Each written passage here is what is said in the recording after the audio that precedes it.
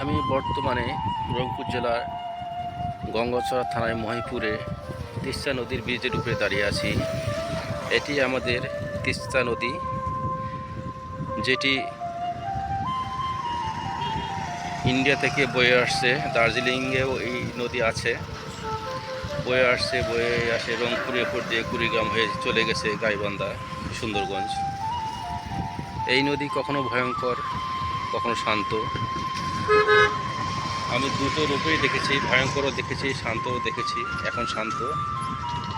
November মাস শেষের দিকে, শীত মৌসুম, 2025 সাল। এই নদীর পাড়ের লোকদের জীবন খুব কঠিন। এরা যখন নদী শুকিয়ে যায় তখন কিছু চাষবাস করে, চর এলাকায় চাষবাস করে তাদের জীবিকা অর্জন করে, এবং অন্যান্য সময় তারা মাছ মেরে জীবিকা অর্জন করে।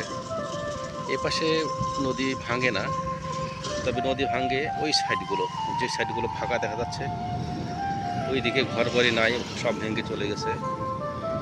এদের বর্ষা মৌসুমে এদের খুব কঠিন অবস্থা হয়ে যায়, পানিতে প্লাবিত হয়ে যায়, ঘরবাড়ি ভেঙে যায়, খুব দুর্দশাগ্রস্ত হয়ে যায় এরা নদী ভাঙনে।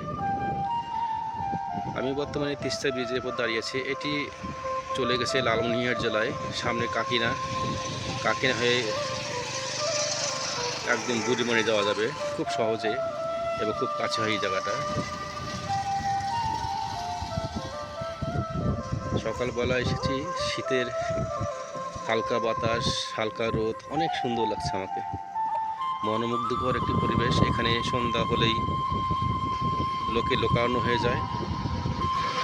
অনেক পর্যটক চলে আসে এখানে, নৌকা ভ্রমণ করে, কেউ পিকনিকের জন্য আসে, কেউ ছেলেমেয়ে নিয়ে নদী এই ব্রিজের উপর দাঁড়িয়ে প্রাকৃতিক সৌন্দর্য উপভোগ করে।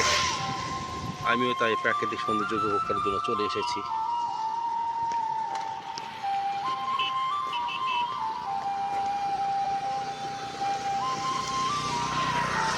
ওই যে দূরে দেখা যাচ্ছে, ওইটি হচ্ছে কাকিনা, অনেক দূরে।